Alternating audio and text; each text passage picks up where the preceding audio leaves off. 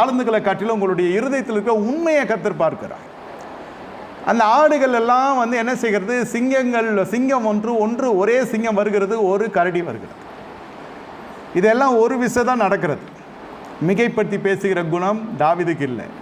இந்த வனாந்தரத்திலே உனக்கு வருகிற அனுபவங்கள் எல்லாம் அரண்மனையிலே பேசுகிறவாய் மாறும். நீங்கள் நிச்சயமாய் நான் சொல்லுகிறேன், இன்று உங்கள் நிலைமை இப்படியா இருக்கலாம். வனாந்திரம் என்றால் சொல்லியிருக்கிறேன், இது தகப்பனுடைய ஆடுகளை மேய்க்கிறான், தகப்பனே மறந்து போய் விடுகிறான்.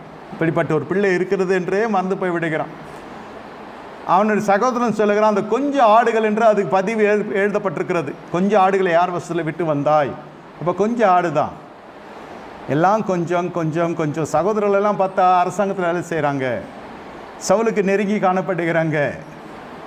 எல்லா தாயின் குடிகளெல்லாம் நல்லா இருக்கும், நம்மளை பார்த்தா தான் ஒரு மாதிரி இருக்கும், பற்றாக்குறையில் இருக்கிறதை